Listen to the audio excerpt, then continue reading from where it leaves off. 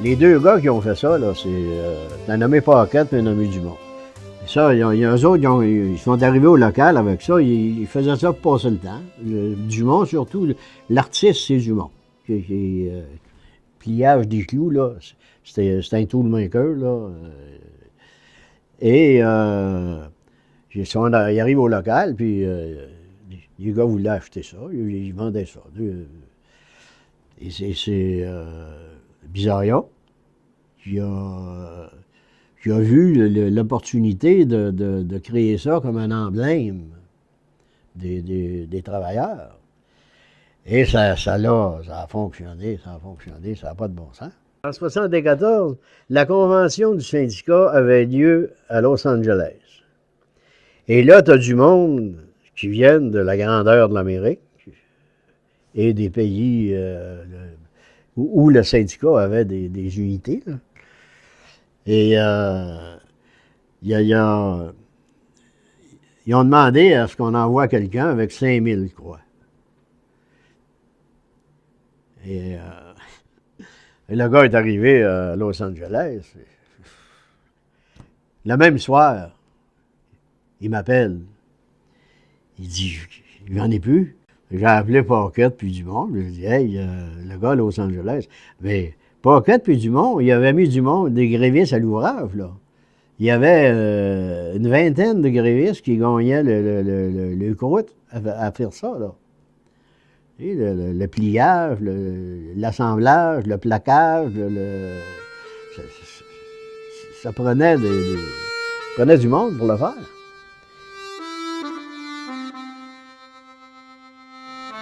Le 1er octobre, là, c'était pire que le 7 janvier. On les a fait un autre bal sur le boulevard Marie-Victorin, à la porte de l'usine. Parce que les gars, là, il y avait plusieurs mois de grève dans le corps, puis ça faisait rien pour les ramener à de bons sentiments. Hein. On avait un point de négociation qui était l'indexation des salaires au coût de la vie. Et Cournoyer, pour essayer de trouver une solution, a demandé à Pierre Dufresne, qui est un ingénieur dans ce genre d'affaires-là. Là.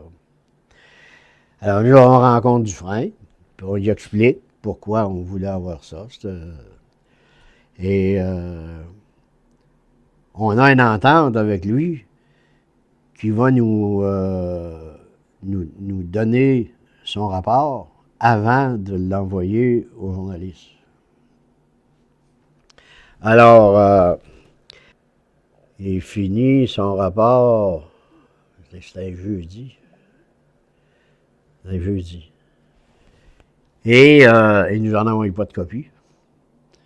Et là, on entend dire que les journalistes ont reçu le rapport de Dufresne et que Cournoyer l'a en main, puis alors, on perd pas de temps, nous autres, on part la ligne téléphonique. Puis on dit aux gars, on veut vous voir au local de grève demain matin. Là, on explique aux gars ce qui s'est passé, puis on dit aux gars, il dit, à matin, là, si vous croyez encore à votre grève, ben, c'est sur la ligne de piquetage qu'on veut vous voir. Les gars sont sortis de la salle à l'église de Fatima, ici, là, sur le boulevard Marie-Victorin. Ils sont sortis de la salle comme Ça sortait de là. Et ça s'est ramassé sur le boulevard Marie-Victorin au moment où les scabs rentraient. Le bal a commencé, mon ami, puis c'était pas un bal musette, hein? Oh, oh! Ça soignait là, mon chum, ça avait pas d'allure. Les chars à l'envers, les chars en feu, le bordel était ouvert. Et les gars qui arrivent à la barrière est là, du plan, et il y a un gars qui se présente, un délégué d'atelier, qui se présente pour rentrer comme scab. Ah! D'entendre dire, les 4 pneus étaient coupés, étaient à terre, puis là, il sort de son char, les masses en l'air. En tout cas, c'était pas beau. Un troc en particulier, un troc de ciment, le ciment en poussière, là, ciment louche, là. Il y a 18 heures là-dessus. Le troc, il a tombé à la plate. Et là, il y a un gars qui est allé en arrière et qui a ouvert les halles. Le ciment de ça. Ça pissait partout. Là, ben, il y a un policier qui s'en va en arrière puis ferme les valves. Aussi. Il y a un gréviste qui passe par en arrière de lui puis il rouvre les valves. Là, il y a eu 7 arrestations, je pense, sur ce truc-là. Et moi-même, 5 ans après la grève, j'ai fait 2 mois de prison. Parce que je me rappelais pas qui c'est qui parlait le matin du 1er octobre. Les gars étaient pas mal amochés. Il y en a Le juge ne m'a pas cru quand j'ai témoigné à ce fait-là. Il m'a traité de menteur puis il m'a condamné à 2 mois de prison. Dans ce temps-là, dans les conflits ouvriers, là, quand il y avait des débats comme ça, des causes comme ça, ils mettaient ça devant la cour d'appel puis ils oubliaient ça, là. Puis là, à un moment donné, là, en 80, nouveau juge en chef de la cour d'appel, puis là, il décide de nettoyer les tablettes. Et ma cause est venue. J'ai été condamné par la cour d'appel à 2 mois de prison, puis je suis allé le faire à Saint-Jérôme. Puis moi, j'avais pas personne venir me chercher avec un hélicoptère. J'ai fait mon temps. Les autres, plutôt que de prendre une remise en liberté, ils ont fait le temps à ce moment-là. Des 4 mois puis des 6 mois. Je m'en aperçois pas quand tu me pousses vers la grève, je sais bien que t'aimes pas nos syndicats. Tu voudrais bien qu'ils crèvent. Quand tu mets nos chefs en prison, le patron te reçoit dans sa maison, t'es là comme en famille. Parce que ma femme l'a pas beau drap, parce que mon gars vient le pas beau fille, tu penses que je m'en aperçois pas? Les scabs, il y en a qui ont commencé à rentrer là, 1 mois après, même il y en a qui sont jamais sortis, là, malgré tout ce qu'on a fait. Là. Mais, par exemple, là, moi j'ai des compagnons de travail qui sont venus me voir. Ils ont dit, Jean-Marie, c'est 20 de valeur, mais moi, là, je suis rendu au bout. Je travaille dans un domaine où c'est pas un domaine technique, c'est un domaine semi-clérical. Puis au moins quelques mois d'entraînement, puis ils me remplacent, puis ils n'ont aucune misère. Puis ça fait 20 ans que je travaille là, ça fait 25 ans que je travaille là. Il faut que je rentre. Tu dis, bon, ben, je te comprends. Écoute, on va continuer à se battre, mais je ne renoncerai jamais aux syndicats. Plus la grève avançait, plus il y avait de gens qui lâchaient le groupe, puis qui rentraient travailler parce qu'ils étaient prêts à gorge. Il y a eu des gens qui ont embauché comme scab, mais c'était des parents des scabs qui étaient déjà rentrés. Hein? Il y a des familles complètes là, qui travaillaient à la shop. Là. Il y a des délégués d'atelier, des officiers du syndicat, qui sont rentrés comme scab. Ça s'est stabilisé là, aux environs de 800, entre 800 et 900, là, qui étaient fidèles. C'est la minorité qui ne travaillait pas. C'est la minorité. Regarde, la compagnie décide en 1974 de nous forcer à faire une grève. Hein? T'imagines-tu le portrait en 1974 dans la région de Montréal, à 2 ans des Jeux olympiques? De l'ouvrage, mon ami, là, il y en avait pour les fous, les fins, il y avait de l'ouvrage, il y avait de l'ouvrage. J'ai pas compris le raisonnement de cette compagnie-là.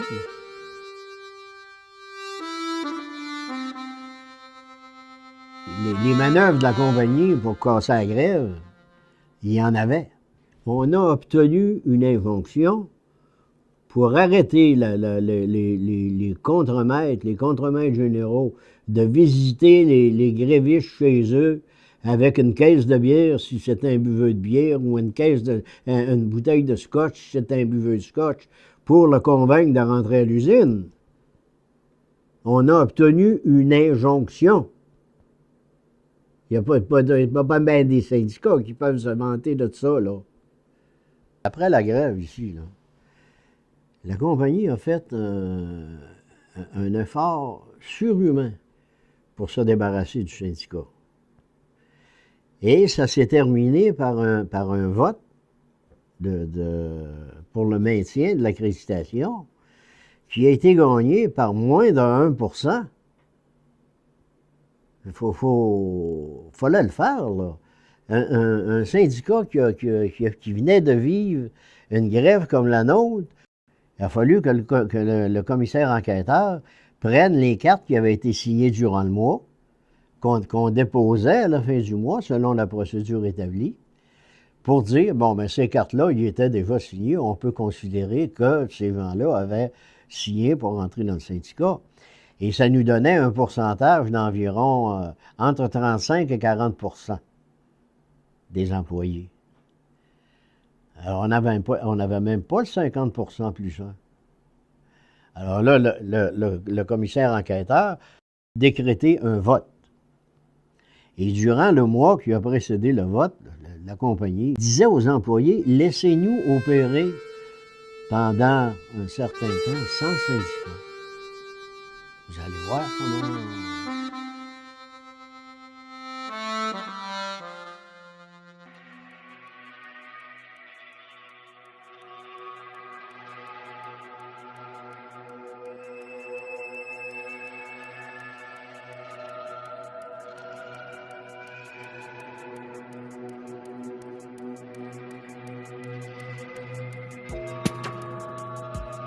L'histoire des 34, là, c'est justement qu'à un moment donné, là, à l'été 75, on commençait à trouver que c'était dole, il n'y avait pas de négo, alors on avait remarqué que quand on ne posait pas de gestes d'éclat, ils ne parlaient pas de nous autres. On n'était pas dans les nouvelles. Et personne se formalisait de ça. Alors, on a décidé on leur ferait penser qu'on était encore en vie, qu'on était encore en grève. Alors, on a décidé d'aller occuper l'usine numéro 2, qui était l'usine où étaient les fameuses machines automatiques, là, qui faisaient une série d'opérations pendant 1h30, là, des machines précieuses pour la compagnie. Il y en avait 300 qu'on a appelés pour qu'ils viennent au local à 6 heures le soir. On avait quelque chose à leur proposer. Et là, ben, on a préparé, on a loué des camions, on a fait certains achats, on a préparé les gars on les a acheté des casques d'armée, et des overalls, on les a convoqués au local pour 6 heures, au local de grève à Fatima. Et là, quand 6 heures, là, on fait le laïus habituel. Là. Vous voulez avoir de l'action. À soir, on occupe le plan numéro 2 pour forcer la compagnie à négocier. Et j'explique ça un peu, puis là, on dit, là, ceux qui sont Pas d'accord. Prenez l'escalier, elle est là, allez-vous-en. Ce qu'on veut dans la salle, c'est ceux qui sont prêts à poser les gestes. Tu aurais dû voir le Stampede, toi, pour sortir du sous-sol de l'église. Oh oh! Oui, monsieur. On avait loué 2 camions, puis on en a utilisé rien qu'un. Ça te dit tout, là? Il y avait peut-être 60 gars dans le camion qui sont rentrés dans l'usine. Et quand rentrés dans l'usine, avec des chaînes, des manches de hache, quelque chose pour faire du bruit. Pas pour démolir, parce que c'était clair pour nous autres, on n'attaque pas les machines, parce qu'éventuellement, on va retourner travailler. Ils ont pris le boulevard Marie-Victorin, ici, là, puis ils ont tourné à gauche pour prendre la rue d'Auvergne. Ils sont arrivés devant l'usine, la barrière était fermée, le camion rentré dans la bordure. Puis il a rentré dans la bordure comme ça, là, puis le plan, il est ici, là. Puis ici, au coin, il y a une porte là, pour rentrer. Il a été stationné là. Les gars sont sortis du camion, puis ils ont rentré dans l'usine en criant comme des perdus. Les scabs travaillaient, là. Quand ils ont vu rentrer, là, foi du bon Dieu. Il y en a un qui a eu la brillante idée de se cacher dans un bain d'huile. Parce qu'il y avait des grands bains d'huile, puis l'huile circulait pour refroidir les pièces, puis les outils. Puis il a été pris là pendant une couple d'heures, certain, avant que la police rentre dans le plan, puis qu'il puisse sortir de là. Il y a des scabs, au lieu de sortir, ils ont fait comme lui, là, ils se sont cachés. Puis là, ben, les gars, ils étaient dans l'usine, ils se promenaient, mais à un moment donné, ils envoyaient un, ils le prenaient, puis ils le mettaient dans... On appelait ça des cribs, là, des endroits avec des partitions de broche, là, pour... il y avait des pièces là-dedans, là, des magasins, si tu veux, là. Là, ils les ont toutes mis là-dedans. Là. Il y en avait une quinzaine. Moi, je reste pas 48 heures ici, c'est pas vrai. Les autres non plus, ils pourraient pas toffer d'abord. Oui, ils vont toffer. Soyez-vous fidèles. Parlons honnêtement, là. Oui, mais vous communiquez avec eux autres, et dites-leur qu'ils sortent. Et il y avait aussi de nos gars qui étaient rentrés. Quand la police a rentré, aussi fou que nous autres, là. Et là, ils ont jeté des trocs à terre. Les pièces sont toutes sur des trocs à étage, là. Ils poussaient ça, puis ils poussaient. La compagnie a dit les gars avaient causé 160 000 piastres de dommages. Pas nous autres, c'est la police.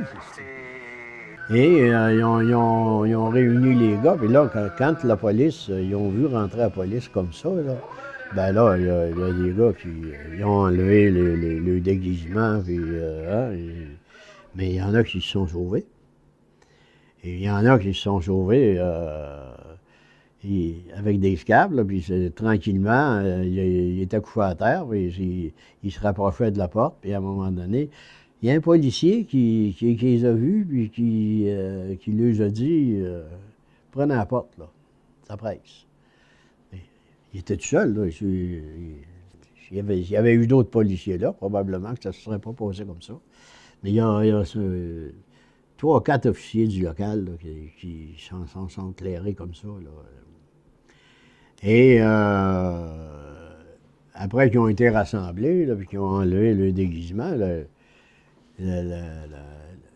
ils ont commencé à les battre pour se venger, parce qu'ils nous aguichaient en esti. Pas tout le monde, mais une bonne gang. Une bonne gang. Surtout André Choquette, surtout André Normandin. Le chef, là, il en voulait. Puis il me cherchait après. Et maudit tordu. On avait embrigadé José Ledoux, qui était à CKVL, avec son équipement pour faire un reportage. On a demandé à José de venir nous rencontrer à la salle avec nous autres. On l'a costumé comme les autres. Et il est rentré dans l'usine avec son micro portatif là, pour faire le reportage. Puis il décrit la scène quand le policier matraque les gars. Puis lui, là, il y avait un gars qui était dans la police. Puis il a dit sur les ondes qu'il avait honte de savoir que son gars était dans la police à cause de ce qui se passait dans de la l'usine. part de ces individus qui ont été matraqués lâchement. Je suis navré d'avoir à utiliser ces termes, mais un reporter doit faire un travail. Alors je dois dire qu'ils ont été tout simplement matraqués, je répète, lâchement. Et actuellement, ils gisent sur le plancher.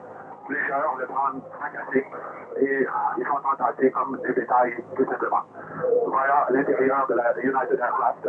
Et au moment où je vous parle à nouveau, la scène de désolation, de tristesse se poursuit. Depuis l'intérieur de l'usine, Il pilait les travailleurs comme des bestiaux, assommés, puis c'était pas joli. Quand ils sont sortis de l'usine, là, les gars plein de sang, il y en avait en masse. Il y en avait en masse. Ah ouais. On a demandé à des médecins puis qui sont venus. Ça a été, tout ça, ça a été colligé, là. Il y a eu des écrits de fait. Je ne sais pas où ce que c'est allé. J'en ai jamais entendu parler. Mais quelqu'un qui aurait voulu écrire quelque chose là, sur la grève, là, il y aurait eu du matériel pour une couple de chapitres certains. Ça a brassé les affaires. Là, je pense que Cournoyer avait reçu un mandat de Bourassa, de régler ça, cette affaire-là. Là. Ça avait assez duré. Il y a eu des sondages parmi les grévistes pour savoir ceux qui étaient prêts à retourner ou ceux qui ne voulaient plus. Puis, comme je t'ai dit tout à l'heure, là, il y a toujours un certain nombre de grévistes qui voulaient retourner. Puis, bon, il y avait matière à avoir une entente là, pour réengager ces gens-là. Puis, mais la compagnie ne voulait pas se débarrasser des scabs comme ça. Là. On avait planifié que ça se fasse dans l'ordre, puis que la compagnie accepte de négocier. Puis on était naïfs un peu, beaucoup. Mais quand même, ça l'a amené la fin de la grève.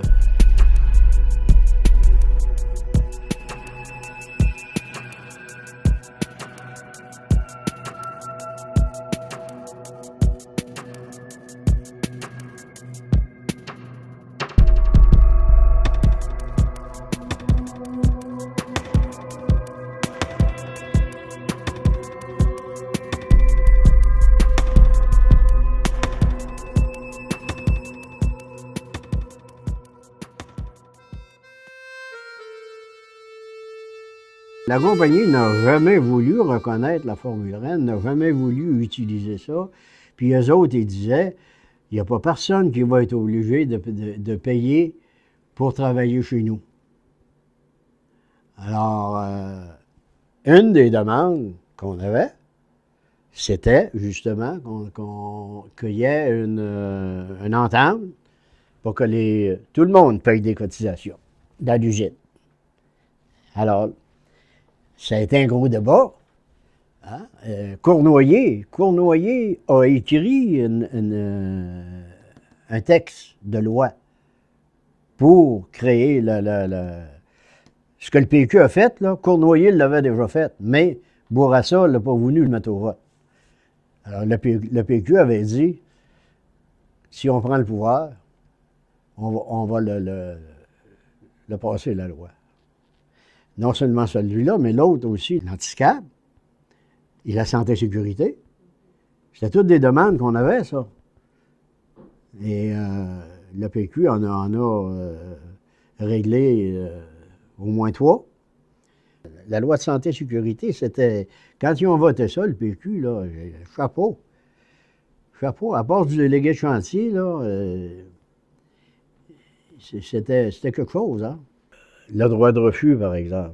On avait des problèmes avec ça parce que on avait des endroits où il y avait des dangers. Il y avait de l'huile, il y avait de l'alcool, du pétrole.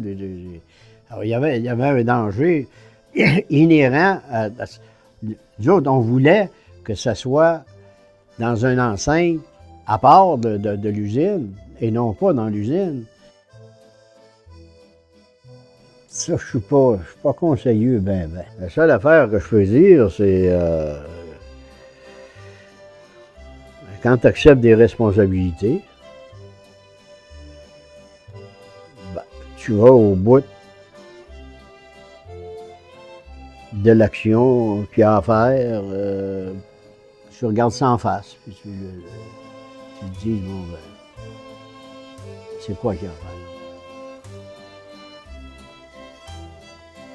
C'est comme ça que j'ai réagi tout au long.